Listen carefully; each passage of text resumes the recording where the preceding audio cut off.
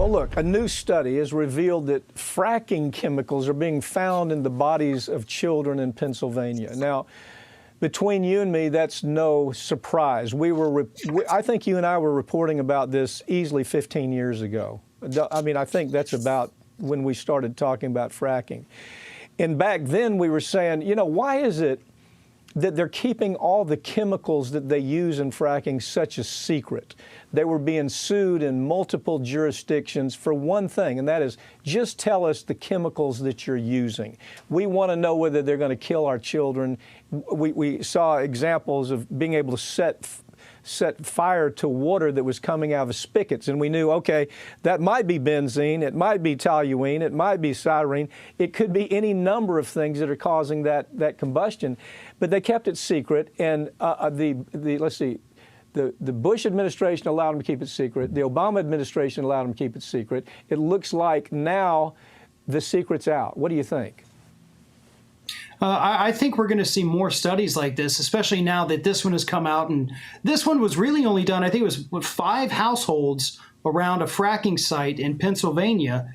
But the number of chemicals found in the children were absolutely through the roof. I'm talking about, 100 times more than the acceptable level of endocrine disruptors, of chemicals that are known to be carcinogenic. I mean, these children, through no fault of their own, are going to go through a life of long-term health problems, possibly a life that is dramatically cut short because these fracking companies are allowed to do what they're doing with very little regulation, because that goes back decades with the Halliburton rule. And they're getting away with it right now, but as more studies come out, it's going to be harder and harder for them to get away with this. And that's, where people like you come in, to take these people to court, to get some justice for these individuals. And ultimately, that is where this heads, probably within just a few years, I imagine.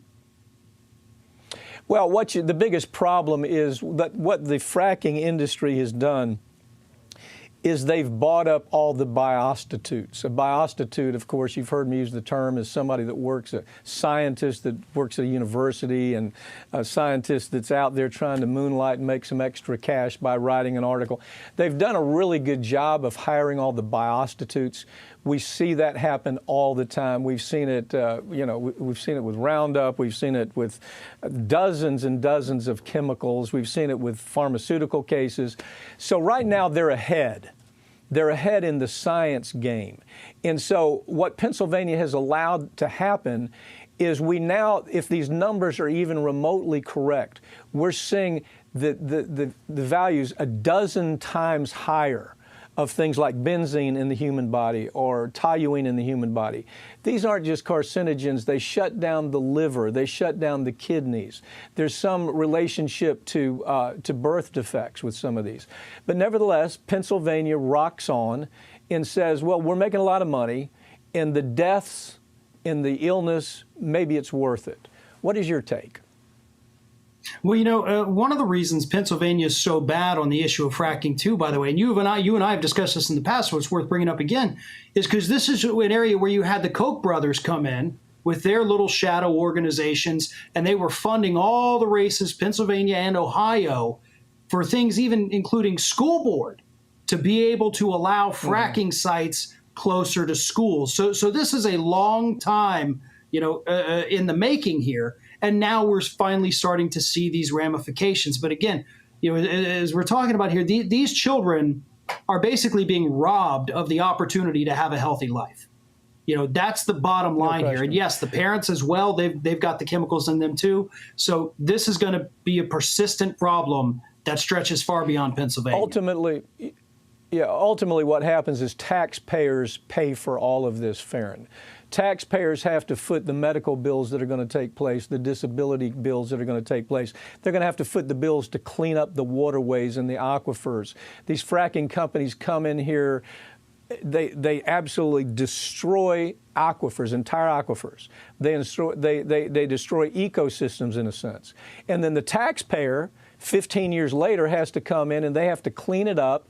By then, you have the fracking company that's put all these billions of dollars in their pocket. It's a great deal for them, and taxpayers are left footing the bill. Unaccompanied minors are crossing the border at higher pace this year, leaving the Biden administration scrambling to rebuild whatever they've created in the last several months. I have Brigida Santos joining me now to talk about this story. Brigida, it's the whole thing, Biden comes into office and says Trump was awful. We have to agree with a lot of that. But the cameras, the reporting, what's happening on the border, it's not only the same thing, it almost looks worse. What's causing the surge of unaccompanied migrant children come to the U.S. besides Biden's invitation? What's happening down there? Well, the current surge is partially due to the Biden administration's reversal of immigration policies that were set under the previous administration. Unaccompanied minors at the border are no longer expelled from the country as they were previously, and instead, they're processed at border facilities and transferred to shelters managed by Health and Human Services, which ultimately places children with a U.S. sponsor. Now, Homeland Security reports that in 80% of cases, the sponsor is a family member, and in half of those cases, that family member is a parent or legal guardian. So they're coming here to be with family. But the extra flow plus pandemic-related health and safety protocols are unfortunately slowing everything down. So Border Patrol facilities are now detaining children beyond the 72-hour legal limit, and we're starting to see photos of that emerging. Yeah, well, how is the Department of Homeland Security dealing with this incredible increase of child migration? What are they doing that's different? If you follow this story, it almost sounds like their right to do much has been pulled back. What's happening as this story develops? Well, DHS is scrambling. The number of migrant children detained at the southern U.S. border has tripled in 2 weeks.